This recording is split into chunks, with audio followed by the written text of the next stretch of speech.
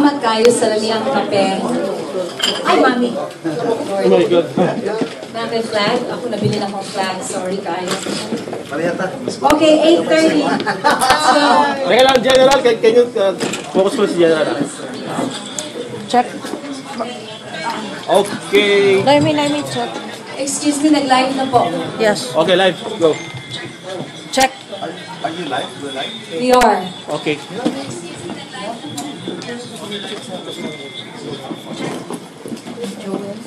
Oh, thank you. Good morning, ladies and gentlemen. Welcome to I Am Pinoy Proud ako, New York. But right now, we are live here in Las Vegas, Nevada. And I'm Ethel Cantor Constantino at kasama ko po ngayon ang aking co-host, lumipad from New York, of course. Joel Inocencio, magandang umaga sa inyong lahat sa Pilipinas. Magandang umaga sa magandang gabi sa Pilipinas. Almost 12 Sanay tayo na gabi sa New York, when we do a broadcast. But anyway, magandang gabi sa inyo lahat sa Pilipinas at sa mga kababayan natin sa ampanig ng mundo kayo. Nako, baka mag-guess sila. Sino ang guest natin sa araw na ito? Excited ako. At lahat po ang excited. Sabi nga nung nakapost tayo kanina, ang sabi nila, aabangan po nila ito kahit hindi sila matutulog. Nais po nating pasalamatan. And we're so honored to have with him right now. Naku, nabubulol ako kasi sobrang tensyon. At sobrang excited. Very famous, mga Kung ang Hollywood merong rock, yes, ang Pilipinas merong bato. Yes, sigurado tayo. Let's all welcome the PNP Chief, General Ronald De La Rosa, also known as Bato. Sir, maayong buntag kanimo. Welcome to I Am Pinoy Proud ako. Good morning po, magandang gabi sa Philippines. May buntag din. Joel. Wow, my goodness. Alam na nanood. Okay, tinanong ko kanina kung pwede ba natin itanong sa kanya ang lahat ng mainit na issue sa Pilipinas. Of course, mga higala. So, karon pa man, sir, kumusta po muna yung biyahe nyo all the way from the Philippines to Las Vegas? Okay lang, yung matagtag lang. Wala ka namang jet lag ngayon. Meron pa rin konti. Meron pa rin konti. Adjusting. Okay. Siyempre, Joel, no, pinakauna, mga higala, mga kaibigan po, itatanong natin ngayon, straight na tayo kasi mamaya pag-usapan yung mga light sides naman. For now, let's get serious with this. Sir, ano pong nangyari dun kay Mayor Espinosa? Ano nangyari? Sabi, pinatay daw. Can you give us an update on this? Yun nga, nag-implement na search warrant yung mga CIDG na Region 8 at nagkinalaban at namatay. Namatay po? Namatay. Opo. Sila. Pero to erase all the doubts, pinag-conduct ng investigation. Proper investigation, impartial investigation, yung National Headquarters ng CIDG at saka yung Police Regional Office 8 at saka yung ating Internal Affairs Service nag-conduct sila ng impartial investigation para to the bottom of it. And rest assured na kung ma-determine talaga na merong nagawang hindi maganda yung ating kapulisan, hindi po tayo mag-cover. So very briefly kasi maraming kababayan natin na hindi masyadong nakakaintindi kasi bago nangyari ito, sumurrender na siya, pumunta na siya sa Camp Crame. Yes. Pagkatapos, he was not under protection. No? Hindi siya nag-submit for protection. Then umuwi siya sa kanyang bayan. Yes. From there, meron na namang kasong Na-file against sa kanya. And then, did he submit himself for under custody protection sa police na nandun siya sa jail cell? Hindi, yung una, hindi pa lumabas yung warrant niya, di ba? Na-raid yung bahay nila, nakuha mga casio, firearms, saka magtanding kilos ng shabu, yung drugs. Yung after that, wala pa siyang warrant, so hindi pa natin siya pwedeng kulong. Pero wala siyang warrant. Well, pinala kaso, paglabas sa warrant, yun lang. Yung hindi pa lumabas yung warrant, talagang napakustody siya sa Alguera Police Station. Alguera Police Station, natakot na siya.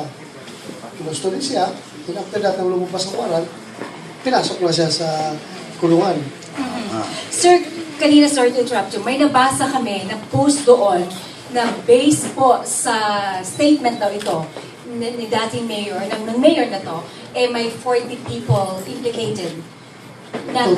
Opo. Ano yung analysis nyo tungkol dito? Yung Sign affidavit, sir. affidavit ito na ano niya? Yes, in fact, cases have been filed already, have been filed against these persons na in-implicate niya. At hindi lang siya ang nag-implicate, yung kanyang anak na talagang drug lord ng Si Kerwin, Eastern which is Visayas, bago niyo na nahuli. si Kerwin Espinosa, na nahuli, kabago na nahuli natin doon sa Abu Dhabi.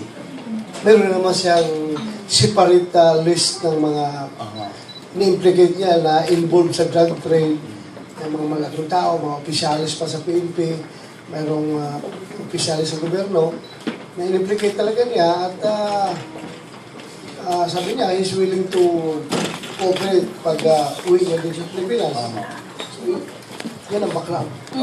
Titingnan po ba kung saan galing yung baril? Kasi di ba nasa bilangguan na siya? Malalaman yan. Malalaman sa investigation. natin. May investigation din lalabas.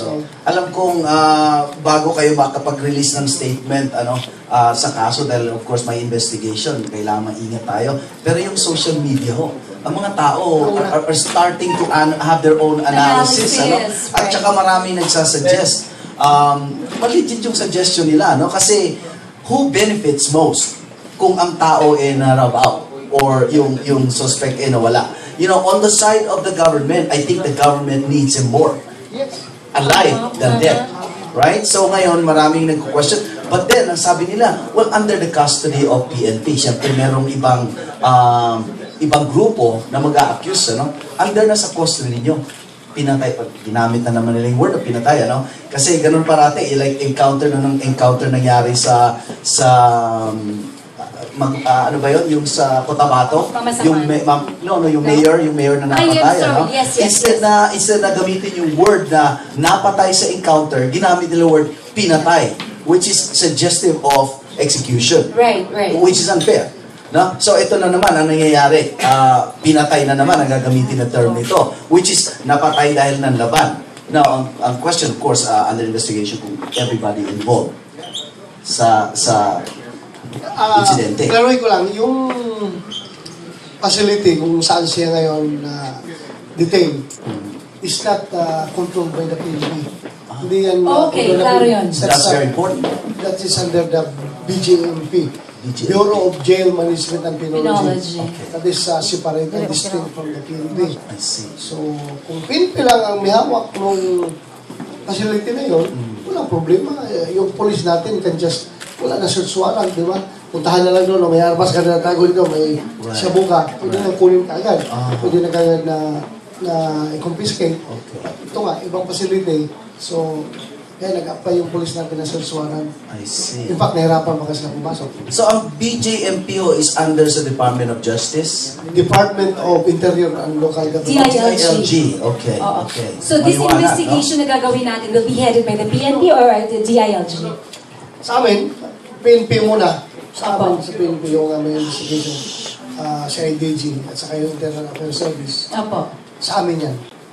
Investigation. At kahit na sa amin, huwag sana kayo magkakaroon ng doubts na magkakaroon ng whitewash.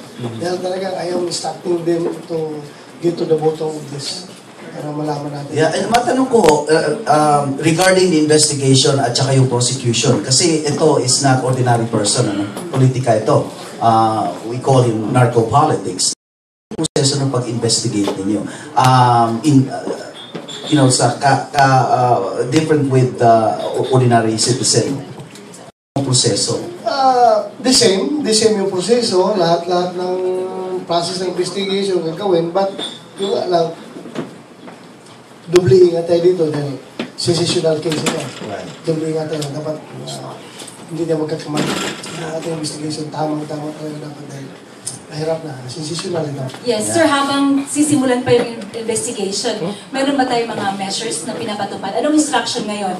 Kailangan ba i-suspend muna for a while itong mga tao in charge? Yung nasa loob or ang BJMP ang kailangan gumawa ng paraan para for a while, habang in-investigate ka, mabigyan ng kaukulang, di ba? Kasi kung i-investigate ka, tapos you are still functioning, being one working with BJ, for example, kayo pa yung nagbabantay doon, so anong mangyayari? Baka sabihin nila, mapipressure yung mga tao na posible may alam tungkol doon sa kaso. So will they be suspended for a while? Anong procedure po baka ganun? I have already given instructions to the director of CIDG to take the necessary measures. So one of yung suggestion mo na yan, isa niya sa kinoconsider ng director ng CIDG. Kasi it's beyond you, hindi ka makakapag-impose ng ano mo, ng measures mo. Directly, I can impose because I am the chief. Okay. But I'm giving leeway to my the subordinate commanders to make their moves. I see, okay. So itong kaso ni Mayor Espinosa, marami ang nagsasabi kasi siya is openly sinabi niya, may alam ako, ito yung mga taong involved, lalapit ako sa gobyerno, baka sakaling tulungan ako or something like that. So, may mga questions, sir. Kung yung mga taong katulad niya lalapit ulit sa gobyerno, magpapatulong, ano ba yung dapat na gawin nila? Kasi parang, I'm sorry to say, pero ang sabi ng iba, baka hindi safe kahit mismo sa loob ng bilangguan. Right, like for the case of Kerwin now. Opo, ano yung dapat gawin? Saan sila dapat is-secure? Kasi pwedeng sila gamitin ang kalaban kung para, to go against the government at to go against your To silence them. To silence them. So ano yung pwedeng gawin? Anong recommendation niyo po? I must admit, yung ating system is not perfect. Not perfect. Masingitan tayo ng mga kalukuhan, masingitan tayo ng mga may masamang intensyon, at minsan mamalasin tayo. At ito na masabi ko sa inyo, we are doing our best. We are doing our best to secure everyone. Malungkot nga nangyari yun. But in fairness naman doon sa police na gumawa, that their move was legitimate, covered by search warrant. So yung search warrant po na in-implement nila was issued by a competent authority, which is the court. So, in the first place, yung kailang papasok doon ay mayroong legal basis. As pagpatay, bakit nangyari yon? That remains to be investigated talaga. Alalaman natin yan, we will get to the bottom. So on the side of, balikan ko lang si Kerwin, he's a hot subject right now. So, what is the best way to protect him? Kailangan ba siya ilagay under witness protection program? Under PNP custody? Depende yan sa appreciation ng Department of Justice. Kung he is the least guilty, pwede siya gawing witness or depende yan sa appreciation ng Department of Justice. Basta sa amin, on our part, kailangan makustody mo na, mahuli namin siya at ma-present namin siya sa court na nag-issue ng warrant. So yan ang aming primary concern ngayon. At saka yung safety niya, Yes. yun nga, may mga marami nangyari, di ba? Yeah. High value targets siya. Yeah. High value targets. Not only of the government, Right. but of the other world. Right. Siyempre yung mga organized syndicate. Yes. High value targets siya. Yeah. So, doble ang security niya. Pagdating dito. Opo, yung naman po nangyari doon sa Cotabato, sa Maguindanao, kumusta po yung update tungkol doon sa sinabi, Pinatay. the word. Yeah. Yung stand ko naman doon yung sa Cotabato sa legitimate police operation. Yeah. Police operation. Malungkot lang dahil nangyari yun, but in fairness naman sa ating mga police, unless proven otherwise, yung ang aking stand palagi is regularity in the performance of the duties. Regular yung kailangan ginagawa. Alos ma-prove natin na mayroong ginagawa silang hindi maganda, yung presumption ko is regularity. Gumawa tayo ng commentary doon na nag-viral, dahil narinig natin yung comment ni Jessica Soho sa field reporter na ginamit niya 2 beses yung pinatay yung mayor. Ang word na pinatay. Which is, ang report ng field reporter is nanlaban kaya napatay. Pinalitan niya ng pinatay.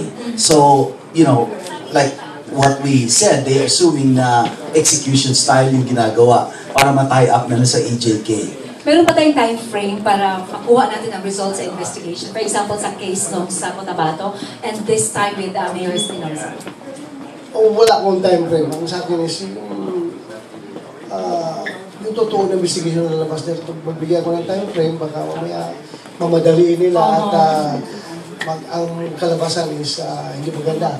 Hindi naman dali. Kapanali lang nila. In a way, nalabas yung katotohanan. Hindi naman magtago yun. Sir, lately, ang list na binigay ni President Duterte. Parami ng parami. Can you give us an update? Ilan na ba sa ngayon? Oh, wala na po. sa kadami, overwhelming ang number. Opo. Ganon kalaki at kalawak yung extent ng drug problem sa Pilipinas. Ganon kalaki yung kakapal yung listahan. And you stop announcing the names, Parang sobrang dami na si President ko. Parang di na lang niya sasabihin, hindi niya na maisip na ganun kalalim. At yung listahan ni Presidente yun, hindi yun ang mga government official yun ang nandun sa listahan, hindi yung ordinaryong tao. Yung ganun kakapal. From politicians, governor, mayor, congressman, barangay captains, councilors, police officers, fiscals, prosecutors, mga judges, other government officials. So what are we going to do with them? Are we going to file cases against them? I-undergo ba sila sa rehab? Ano bang mangyayari dito sa kanila? Kasi sa dami-dami nila. What's the next step? Inimbestigan sila. And if found guilty, talaga ipaprosecute natin. There's probable cause to file a case. They end up in jail. So, may isang insidente na hindi naman very recent, pero naging very hot. Yung illegal dispersal sa rally ng mga... iba naman to. Yung sa embassy, involved ang PNP dito na talagang makikita mo sa video is parang deliberate yung move niya, na makasagasa ng tao. Well, marami na haka-haka sa social media dahil nagko-connect let's say for instance itong leader nila na na-interview of all the people yung leader pa yung nasagasaan si Pia, who is based in actually New York, right? well actually she went to New York. She's involved with the activism in New York. She once spoke to the UN. And the UN, which is involved with the indigenous investigation, extrajudicial killing in Mindanao or in the Philippines, the rapporteur actually sumama sa kanila doon sa Pilipinas para mag-investigate. So, there's a lot of things that you connect. And then itong si Franklin Ko, who was a driver, meron tayong mga information na dumating na this guy is involved, is somehow rogue in history. And this is a very, very fresh lead and legit lead. Now, ang question naman, yung superintendent na nag-decide na you have to disperse these people and maririnig mo sa video, wala kayong ginawa, mga pulis kayo, ba't kayo natakot? I-disperse nyo na yan, So that kind of statement is gonna hurt the integrity and image of the PNP. Anong nagawa natin doon so far? Inimbestigahan pa at in fairness naman doon sa mga tao ko, yung mga pulis doon. Nakita lang kasi siguro ng iba sa videos.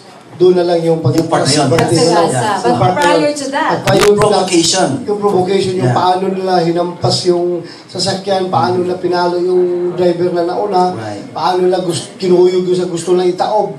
So merong direct threat, sa driver? Talagang direct threat talaga yun. So, nangyari, yung unang driver doon is na tinamaan sa ulo. Okay. Dahil, kung makita niyo yung pinag-gaganon sila ng mga kahoy, tumakbo. Yung tumakbo yung unang driver, itong si Ko, sensing na delikado kung paagaw ng mga ralista yung sasakyan, gagamitin against sa kanila or itumba o sunugin, nag-sumikap siya na ma-extricate yung sasakyan from the area. To protect himself, Kaya nga, kasi kung ang intensyon lang talaga niya sa Managasa, dapat one way lang yun.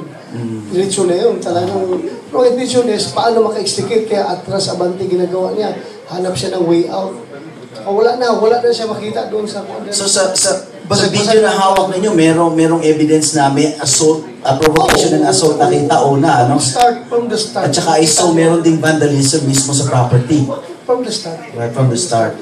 Ang concern ko lang doon, na-mention natin to Joel, no? Kasi di ba, si Presidente nagpahayag na ng kanyang statement regarding na, panahon na para separate tayo. I mean, right? Yeah, that's Tapos another ngayon, question. ano bang purpose ba nandun pa sila? Right. Para bang Malacanang is widely open. And very timely, no, when our president was out of the country. Yung ginawa nila yun, ano? So, it's a lot of smoke and mirrors there. Yes.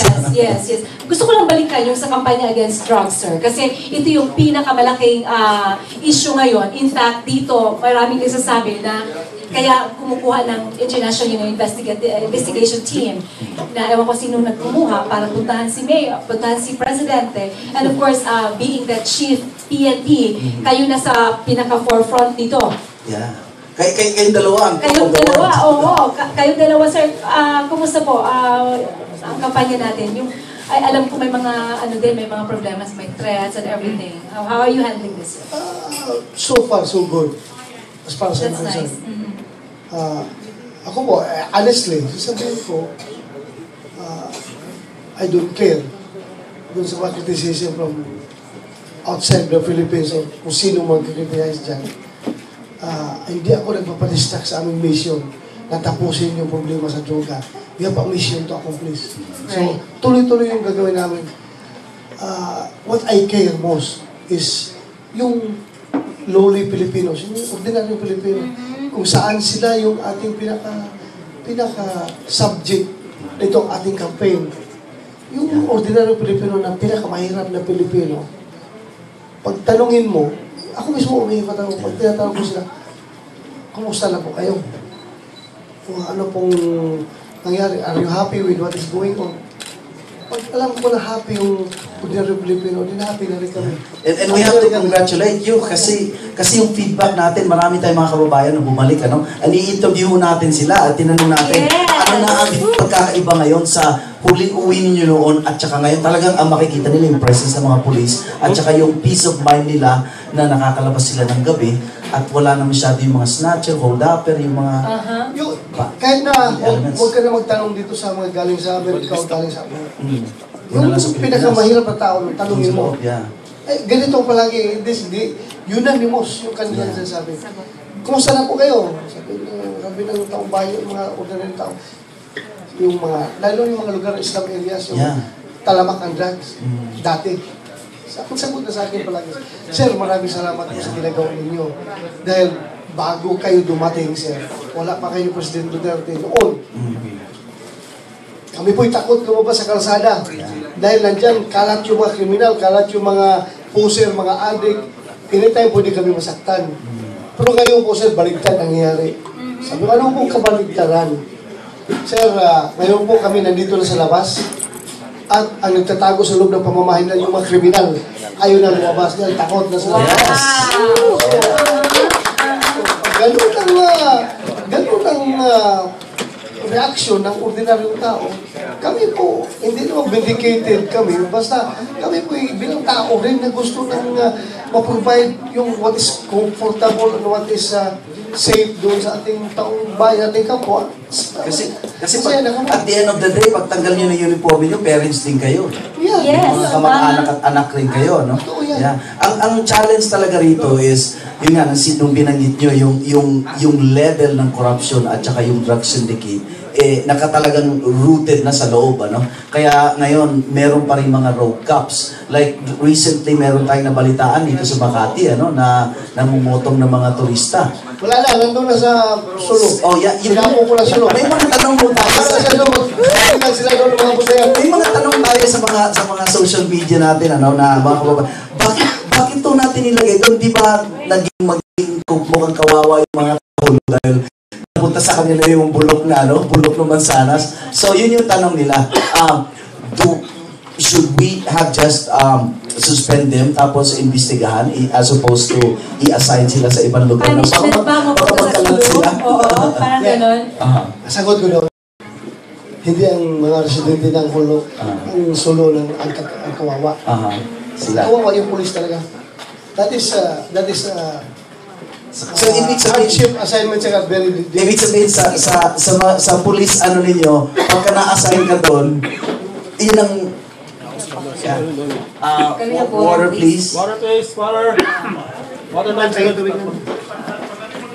So yun ang pinaka parang punishment sa kanila. Kasi unang-una mahiwalay siya sa pamilya nila. Right. Na nasa But doesn't mean na tinigil yung investigasyon sa kanila. Ongoing. Ongoing. Ongoing. Okay.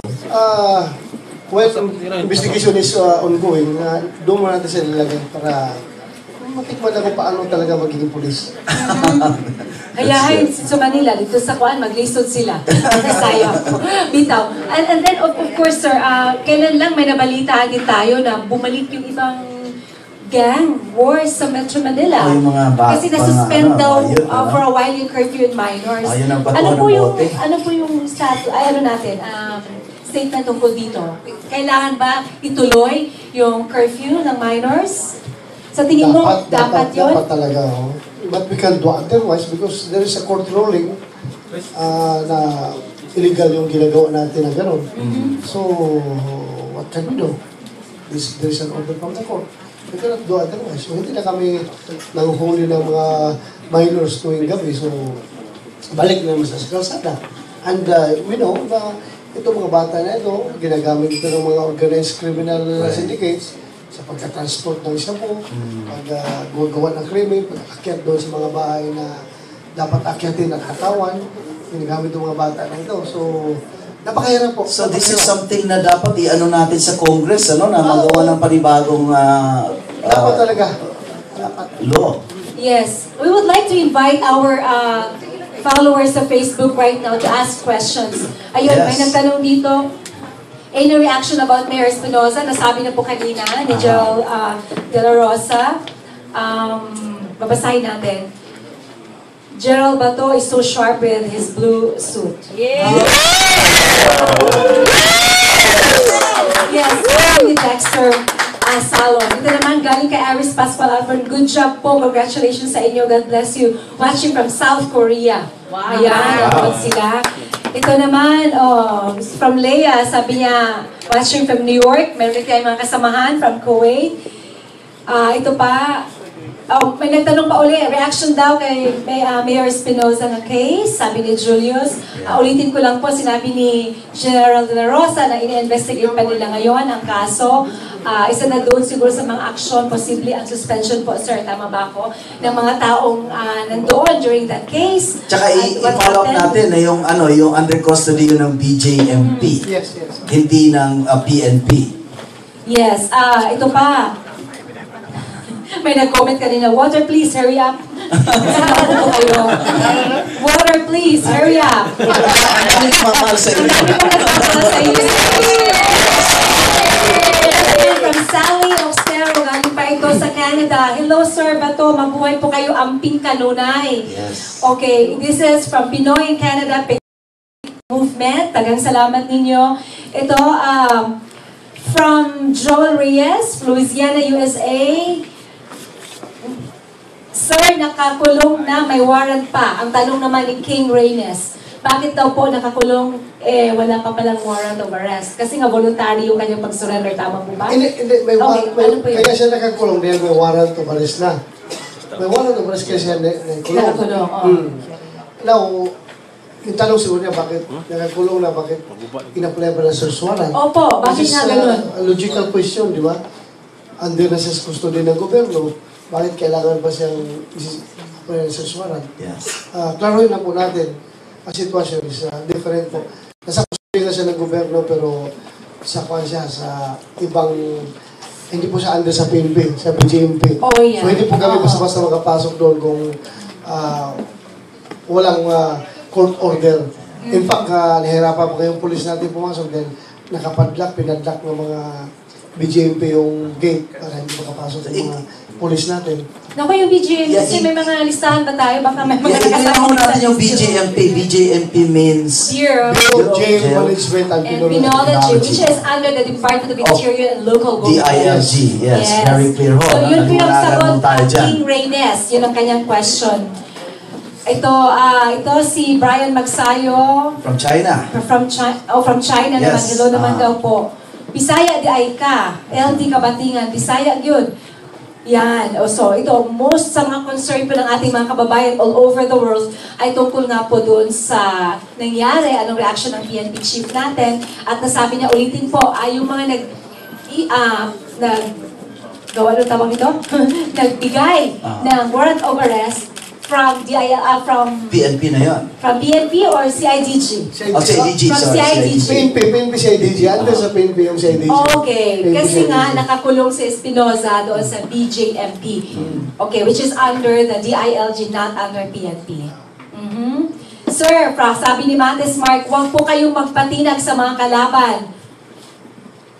Salamat. Ayoko lang sabihin yung kasunod. Matutong tayo, okay? Ito, si DJ Harold Clavite naman sa Philippine Information Agency. Sabi niya, watching from New York, the real partner for change, Yes. General Bato.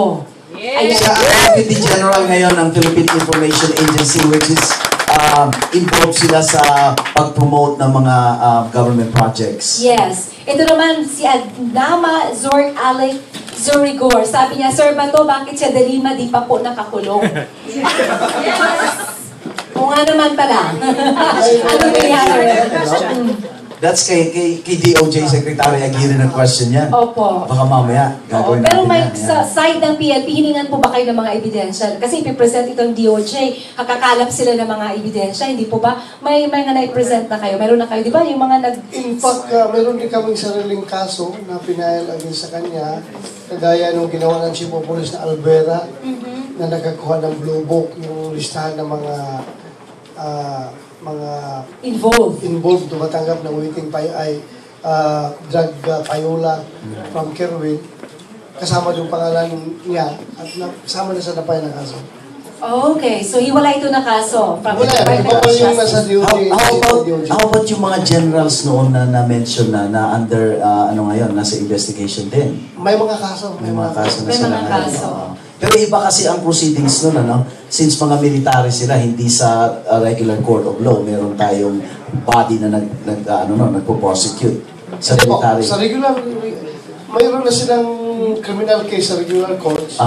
Meron silang administrative case sa amin under sa Napolcom. Napolcom, yes. Napolcom. And yung mga active, yung sinasabi mo ata, yung sa military yun, ang police naman kasi is civilian na rin. Pareho na tayo. Ganon. Civilian. Ito, may concern pa tayo galing kay Rimwell Binag. Sabi, bakit po nakakulong i-high profile siya? Dapat naka-isolate siya sa heavy guarded na kulungan. Dahil mabigat ang kaso at nalalaman niya. Dapat sa krami daw po siya inilagay noon. Ano po nangyari daw doon? Ano yan? Sari-sarang reaction na pwede mangyari dyan eh. Pag doon mo ikinulong doon sa ordinaryong facility, sabihin, bakit nandyan? Dapat heavily target yan. Doon yan sa magandang facility na secured. Pag doon naman natin ikulong sa krami, sabihin mo, special treatment yan. Bakit sa krami? Dapat doon, yung treat them as ordinary criminals. Doon lang yan sila dapat sa ordinary facility. Wala tayong lusot, no? Wala. Walang lusot. Wala tayong Lahat lang, may komento. Ito, sir, ang galing talaga ng Vice President natin. Very good job po at very proud kami. Smile ang kanyang reply. Tay-tay. Patay dyan. Nasa plano? Hindi. Kasi si Gerald Bato naman, very seryoso sa kanyang ginagawa ngayon. Yung mga tao gusto siyang patagoy pagdating ng panahon. Kaya naman niya, alam ko. So, di ba kaklase tayo sa master's degree? So, kaklase kami sa US. So another tanong ko na, very sensitive po na tanong ito, alam natin na lumalabas itong balita ngayon, hot topic, na merong grupo na gustong i-oust ang presidente. Meron silang ginagawang, ngayon, matter of fact, lumalabas na talaga na merong malaking rally na i-hold sila. Ito ba mga tao na identify na ganito? Can they be, this is probably a question for DOJ, pero in the side of the military, paano mo natin PNP. ito? Sa PNP, sorry. Paano mo natin ito ina-approach ganito mga issue? Parang sedition na ito, no? Hindi po kami masyado concerned dyan. Sabi ni Presidente, pabayaan mo na sila kung gusto nilang mag-take over. I will share them in. Sige. Ay, sabi nga, punta na kayo ng Malacanang magkape. Saka, kami na PNP, madidistract man yung aming constitution sa war on drugs pag mag-monitor kami sa mga tao na gumagawa na ganyan. Ang masasabi ko lang po sa kanila is, you can do your thing. Tingnan natin na, As long as huwag kayo pumatay. hindi, yung tao naman ang key dyan eh. Right, right. Kung mabubulize yung taong bayan to rise up against the present dispensation, then they will be very successful. Pero kung hindi, they will die their natural death. Talagang focus lang kayo sa ano na. Siguro, yeah, that's good. May comment dito si Rolly Tuazon. Sabi niya, General Bato, kung naay magkudita, diha, ayaw jud pasensya, birahe dayon. Pabasahin ko pa ba to? Pero sa atin, may threat ba tayo sa Philippines? Totoo yan, totoo yan. Opo.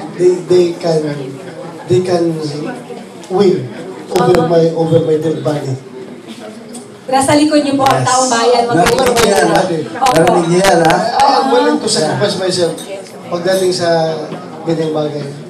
Maraming salamat po. Yan, narinig niyo, ha? Yung presidente natin willing to die for the country at saka yung mga Pilipino, yung general mo natin willing to die for Over the his country. dead. Sa ating mga Tingnan mo ba naman, sino kayong... Di ko takot mamatay, hindi ba ako gwapo eh. Hindi daw gwapo, gwapo naman talaga. Masasabi sa inyo. Oo. Pero tingnan nyo naman, kung ganito yung leader ng Pilipinas, sino ba ang Pilipino ang hindi susuporta? Yeah. Sabi ko nga, kung may isang leader na magsasabi, kahit oposisyon man ito, na siya din kaya niyang mamatay para sa bayan, nako, talagang ikakampanya ko siya. Alam mo yon? Kasi never natin narinig yan. Yeah. Na mayroong taong dapat or kayang magsakripisyo para sa At atin. saka ang general natin, first time ko na-experience, hindi niya ako kilala kagabi na sa media na mag-interview tayo ngayon. Nakita ko siya sa Vegas, isang hotel sa Wynn, and I approached him, nakita niya Pilipino ko. And he just allowed me to talk to him freely. In the past, mga generals natin, kapal ng kordon. Sobra, oo. No? Kasi masa eh, alam mo Yeah. yun? Galing si Gerald. Kasi walang tinatago. Oo. When you come to me, let's talk. Parang ganon, ano? And I felt the welcome, warm welcome. Last night, right? What's the difference between you and me? Mas marami akong buhok konti. Bakit kailangan kitang i-snap? Kailangan paano yung natin ako? Siguro kung mayaman ka man ako, aminin ko, anak ako na mahirap. Bakit ako magmamayabang? Anong hindi ako mamayabang ko? Yeah, sa loob You ng know, kami sa very touching, yeah, very touching, yeah. Oo. Porque ba ngayon, chipimpi na ako, 4-star general na ako, may karapatan ako magyabang? Hindi naman siguro dapat gano'n. Yun ang kagandahan. Alam mo, Yung Joey, bagong kung ganitong natin. klaseng leader, meron tayo noon pa, ang layo na siguro na narating ng Ito yung Pilipinas. pinagsisigawan natin na tunay ng pagbabago. Oh gosh, It's talagang happening, yeah. hirap. But Yeah. anyway, mayroon tayo rito. Pabati daw po para sa Community News Watch Philippines. Lagi po kaming sumusuporta sa mga good news ni PNP, RRD at ng General Bato. Ayan, from Yana Sendero Arieta. At saka meron siyang information, may question siya. Patingin nga Noms, concern ito. Ang sabi is, gipakuha ang CCTV sa jail sa mayor. Now, they declare nga nawala na daw. Pamiana. Sino may, saan doon yung mismo sa... So again, this is Oh my BJMP, no? That will form part of our investigation. Oo. Isa yan sa kung sino kumuha at bakit kinuha, anong purpose, is there a plan for a cover-up? Yeah. Malalaman natin yan sa investigation. Nako, dapat ma-recover natin yung sir. Oo, gagawin natin yan. Sir, Bato, wag po kayong susuko sa mga kultong dilaw na gustong manira. Kaya mo po yan. Watching you from Kuwait. We love you so much. Ayun, supporter natin. Yes. Supporter ni sir. Oo, relax lang kayo. Yeah. Paano natin ma-assure yung kababayan natin, sir, na yung mga taong involved sa investigation, talagang, nasa panic nyo talaga, hindi babaliktad. Itong mga taong ito, you really know them, I would imagine. Malaki pong tiwala ko sa kanila. Malaking tiwala ko sa kanila. Yung director ng CIDG, incorruptible po yan, yung tao. Sino pong head ngayon, sir? Excuse me. General Ubusan. Lawyer yan at kilala ko yan. From day one ng aming DESA Academy, kilala ko yan na hindi mo makarap-karap. Yung RD ng PRO8 na si General Bitihan, alam ko rin na matinong tao yan. So, hindi yan gagawa ng kalakuhan. So, Naasahan natin yung narinig niyo, ha? Yung ating Director ng Internal Affairs Service, si General Loterio, taga Davao rin yan, kilala ko yan. So, matino na official yan, hindi yan gagawa ng kalakuhan. Ang mga inilagay ngayon ng Pangulo talaga, ito yung mga maaasahan natin. Meron tayong peace of mind, no, na alam natin the investigation will push through. Ito, medyo showbiz, sabi ni Willa from Davao. Pakitanong nga kay General Bato, anong reaction niya na si Chris daw at si President Duterte magkakaroon daw ng, ano ba to, program? Sir, ano to? Si Willa, yung for development sa Davao. Ano yung reaction mo dito? Okay ba? Okay ba ang tandem? Okay, hindi niya alam. Sorry. Hindi alam. Okay. Sabi naman ni Romy, matalino ang mga tao ngayon, sir, at ayaw ng masaklap na kahapon. Salamat po sa inyo, Sir Bato. Mabuhay po kayo. At si Pacman. Oo. Shout out naman po kay Modesto, leader po ng Duterte team. And of course, kay General Bato. Shout out tayo. Thank you po sa inyo lahat. Ito pa, OFWs for Duterte Group and all over the world chapters in support for General Bato from Canada down to Australia. Salamat po. Mga Partners for Change collaborators natin. Ito sir, sinabi na ito kanina, pero ulitin ko lang. Mayroon ba doon tayong pinaplanong countermeasure in case na magkaroon ng people power ko, no? Ilan kaya mag-gather nila sa people power? Baka sa po lang. Hindi ba yung people power? Opo, yes sir. Yung people power, walang countermeasure yan. You cannot stop the people. You cannot stop the people pag meron yan. But you cannot stop the people also from not joining them. Right. Meron, alam ko kung mangyayari yan during this time. I don't know. Kasi guilt-free kayo, confident kayo na itong sumuporta no, nandyan pa rin dahil talagang diniliver nyo yung promise nyo eh. And that's the guarantee, yes. At saka kung talagang magkakaroon ng people power, what can we do? Yeah. Right. Ayaw ng tao sa'yo. Yeah. Sabi nga ni Presidente, kung talagang gusto niyo kung palitan, punta kayo dito at isisuarin ko kayo. You don't have to make a kudita or what. Right. Oo, wag na magulo. Kung kailangan nila, di ba? Ang dali Huwag na idama yung mga innocent civilians. Correct, oo. Tsaka hindi pa sila gagastos. Yeah. Kape na lang, di ba? 5 pesos, 3 in 1. That's Magkape a very lang daw good sila. statement. Ibigay na. Kung gusto nyong patakuin. Sir, I like that. Ang challenge is talk gusto to nyo- me. Yeah. Tell me. Huwag na kayong magkalat dyan at mag-ingay. Oo. Sir, di ba from 3 months, sinabi ni Presidente 6 months. Malapit na ba tayo? Doable ba to? December to, di ba matatapos? Saan na ho ba tayo? 50%? Kung percent ang tatanong natin, mga ilan na? Saan na ho? Right now, yung problema natin sa drugs is, nga, sabi ng Presidente, another 6 months, di ba? So, mangyari dito is June next year na. Kasi another 6 months. Sandali, ikat muna kita dyan. Kahit na 6 na taon, nagtatrabahuin ninyo, wala po kaming reklamo doon. Kasi for the longest time, hindi naman ito inasikaso eh. Kasi yung kanyang deadline self-imposed. Pero sabihin lang namin, yung mga tao sumusuporta sa inyo forever na aantayin namin yung resulta, sir. And we're so happy and proud na ginagawa nyo anong dapat na gawin. Tuloy nyo na po. Yung problema natin sa Dugay din. Napasalamat kami na na-extend, no? Another 6 months. But sa ngayon, yung status is, dalawa kasing side yung problem sa drugs, no? Yung sa demand side at saka sa supply side. Pagdating sa demand side, masasabi ko mo na nasa almost 50% na tayo. Yung 50%, no? Yung sa demand side, ang nag-surrender is around 700 plus na, almost 800. At yung ating self-imposed din na target is 1.8 million dapat na drug personalities mag-surrender. Kasi kung idagdag natin yung mga napatay, na-aristo, aabot niya sa mga almost mga 900,000. So, nasa 50% tayo sa 1.8, di ba? Doon naman sa supply side, I'm happy to tell you na nasa 70% na tayo.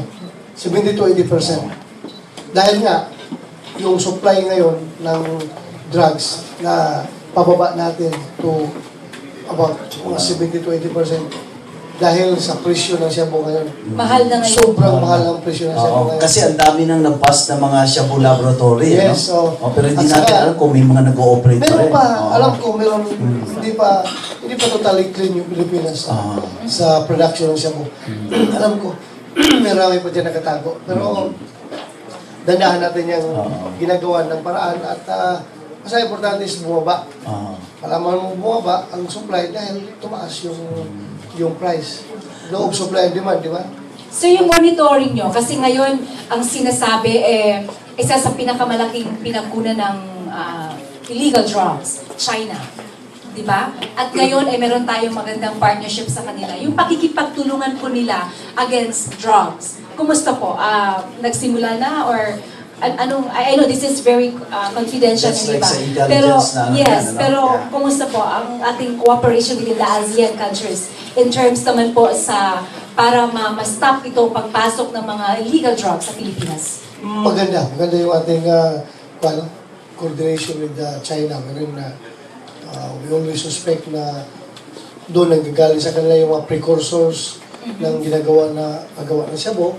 At yung mga shabu chemist mismo, yung gumagawa ng shabu ay nanggagaling doon sa kanila. So, with this, yung ating collaboration, karoon din na intelligence exchange and they are supporting our war on drugs. We expect na it will turn out good for the benefit of the Philippines dahil maganda kung yung malaman na may coming na dito na mga precursors informal tayo. So, magawa natin action kagad. May dalawang nahuli from Brazil, hindi po ba? Napaka-strict na ng monitoring natin sa airport Yeah. kasi dati, di ba, parang wala. Ngayon, ang lalaki ng mga nakuha nila. Yeah. Sir, you went to Mexico, right? Colombia. Colombia, which is also known as biggest pagdating sa supply ng illegal drugs. Isa pa ito sa mga napag-usapan? Intelligence gathering? Yes, tama niya. At siguro kaya dumami yung supply ng cocaine papunta sa Pilipinas dahil nahirap na yung shabu. Yeah. Hirap na sila makahanap sa shabu. Try na pumasok. So, nandyan pa rin yung demand, ano? Balikan ko ho yung mga surrenderies, ano, yung mga 700,000 plus na surrenderies. Alam ko merong coordination ginagawa ang PNP para ma-rehabilitate yung mga tao na kailangan, nagre-require talaga ng in-house rehabilitation at saka yung iba, kailangan lang ng passive rehabilitation like job or training programs para sa kanila. May nabasa ako sa Pasay, they're very good at it, na nilagay nila sa on-the-job training para mabago yung mindset. Tsaka yung so gusto lang kong marinig namin galing sa inyo para sa kababayan natin, anong measures of coordination na ginagawa ninyo? Napakaganda po ang ginagawa ng mga inisyatibo ng ating mga local government units. Local government units, kanya-kanya province, kanya-kanya city. May mga programs na ginagawa about drug rehabilitation. Dahil nga, the national level, nabigla tayo. Dahil ang dami na surrender, hindi natin kayang i-cater, wala tayong facility. So ngayon po, nagtutulong-tulungan na lahat. Local government units, magawa sila kanya-kanyang programa, paano nila ma-cater itong mga nagsusurrender. Maganda po ang nangyari ngayon, nagtutulungan tayong lahat. That's good. Yeah. O narinig nyo, kasi concern yun yung recidivism, ano? Napunta sila, tapos nag-surrender sila, tapos din. Pero ngayon, alam natin na mayroong measures na ginagawa ng LGU are deeply involved at very supportive. Yeah, very supportive That's yung very NGO. good, yeah. So, ayan, mga kababayan, narinig nyo, ano? Galing ho sa general natin na Okay, talagang may concern pa tayo rito, sorry, from Larry Mercado. Tanong lang po kay General Bato, nasaan na po si Peter Lim? Saka si Kerwin Espinoza, baka po madali din ng mga kalaban, wala na tayong testigo laban sa narco-politicians. Nasaan na ho ba sila? I mean, si Kerwin, alam natin. Kerwin, Dubai. Si Peter, nasaan? Abu Siya ba Dhabi. yung totoong Peter? Ay, Abu Dhabi ba yun? Nasaan? Opo. Yung Peter Lim, hanapin pa natin. outside of the Hanapin country. natin. Oo. So, paano may extradite ho si Kerwin from Abu Dhabi? Ongoing ang process. So, Sa very extradition. tedious lang yung process ng Abu Dhabi. Yeah. Ito naman si... At least safe siya doon. For now. Bigyan natin ito ng chance. Sabi nito, Sir, anong Anong pwede i-file o baka pwede nating i-entrap sa Trillanes? Anong entrap man ang sinabi? Samo kaayo na siya, ang tao, sabi dito. Pwede niyo sagutin, pwede hindi. Sige, basag din lang. Oo. Papel mo lang niya. Oo. Saka sir, kung gusto niyo daw po na gawing pelikula ang buhay niyo, sinong artista ang inyong gusto? Na mag, ito mga showbiz question na to, pero kasi sila talagang gising pa hanggang ngayon sa Pilipinas. Kaya bigyan natin ng chance marinig. Yeah, excited Oo, sila. Kung kakayanin si Darak or si Vin Diesel. Oh, why not? Ito pa, Dwayne tanungin Johnson, natin. Rock. Vin Diesel, yeah. Sir, ito from Jaiswell Kapura. Hello, Sir Bato. Sir, tanong ko lang, kailan pa talaga makulong si Dilimao? Sinagot na po to. We are very proud of you, sir, and our beloved President. Thank you daw po tungkol dyan. Oo. Ito, yung kanina may nabasa ako, sabi, Sir, pasensya na po. Yung lola at lolo ko nag-aaway dahil sa'yo, nagsiselos na lolo niya. May mga ganong komento. O sir, talaga kayo na yung ngayon, Hartra ba tawag niyan? Oh, yeah. O, si General Bato na talaga. Ayan, may special request. Itong si Budots Queen, sir, ng New York, siya po yung sumayaw dun sa Times Square nung magkampanya. Idol na idol kayo, sabi niya, pwede isang flying kiss para sa kanya. Nasa doon siya. Totoo magpa-flying kiss, hindi ako. O, sige, sabay tayo. To the Budots Queen from the Budots King.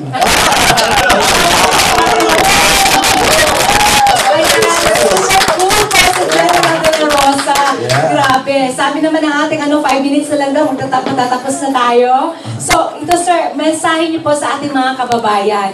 Kasi nagsisimula pa po kayo sa iyong kampanya kasama sa Presidente. Of course, ang daming mga challenges, ang daming mga sinasabi, pakitang gilas niyo ngayon, baka the next few days, wala na. Ano po yung pinakamensahe nyo para tuloy-tuloy po yung pagbabago na makakamit po ng Pilipinas para sa ating lahat, mga Pinoy? Ang masasabi ko lang po, pagdating sa gobyerno, kami po ni President Duterte ay wala na po kami iba pang pangarap, ibang panaginip para sa Pilipinas. Ayusin itong Pilipinas, yung problema natin sa drugs, criminality, at saka sa corruption. Yun po yung pangarap namin. Hindi naman siya nangarap pa na magiging presidente ng USA o Australia o Japan. Correct. Isang beses lang siya maging presidente. After that, wala na. Retired na siya. Ako naman, on my part, isang beses lang po ako maging CPNP. Hindi na ito maulit. So I have to give my all and I have to give my best shot. Yung best shot na ibibigay ko. Talagang magpapakamatay ako dito sa trabaho ko para lang magampanan ko ito.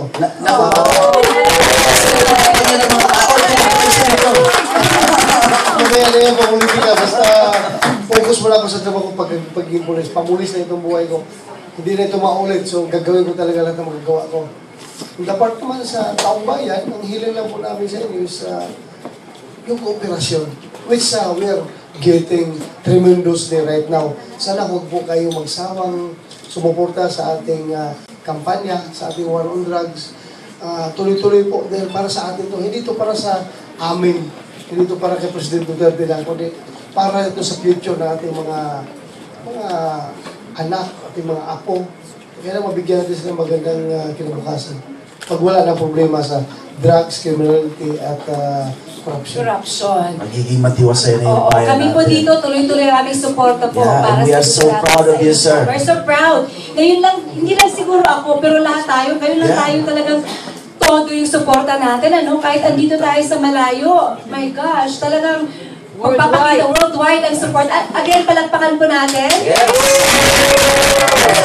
Bago po tayo magpapakita, salamat po sa Manila State University Alumni Association. Kasi pinayagan mo po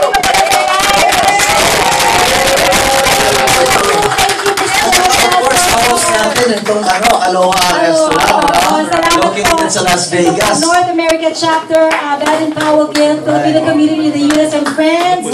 Again, Manila State University Alumni Association, North America Chapter.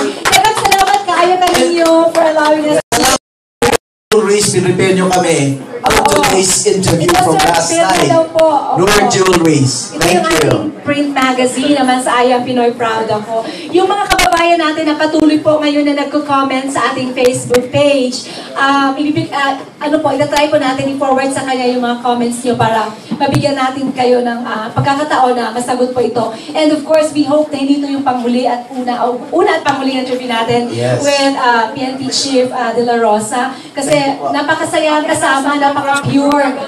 Oo. Tsaka, by the way, huwag muna kayong maalis kasi mamaya may program po tayo. Marami pang magtatanong. May sorpresa. Sa kanya, may sorpresa tayo later. Sir, meron kaming closing statement bago po magtapos. Lahat ng Favor guests mo, namin. galing sa inyo. Nagsasabi po, for example, ako, I am Ethel Couture Constantino, host, I am Pinoy Proud Ako.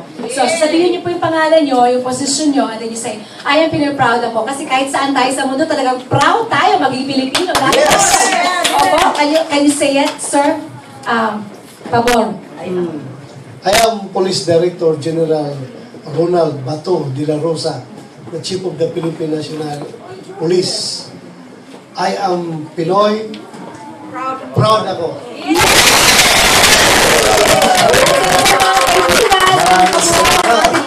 Sa araw na ito, ako po muli si Ethel Couture Constantino ng I Am Pinoy Proud Ako New York. Ako naman si Joel Inocencio ng I Am Pinoy Proud Ako. Magandang araw sa inyong Magandang lahat araw po sa ulit inyo. at sa uulitin. Yes.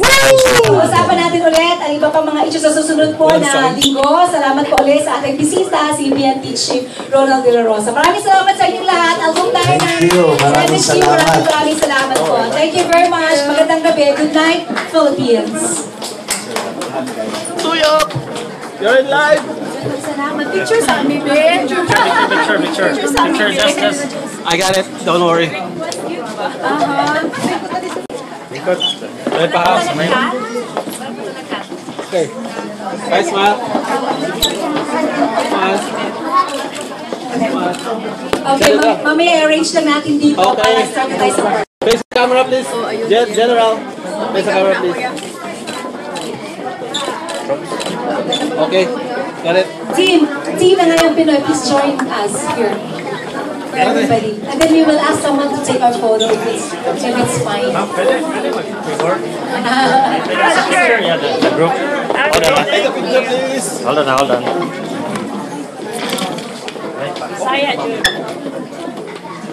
Just, tingala mo. Dede. Saya lang, meron pa isa. Si ma'am. Okay.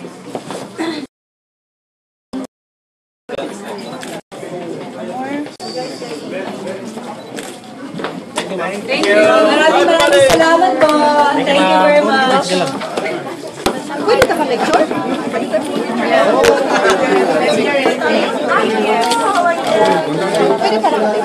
Teka lang, yan na nila ha. Sa lamang.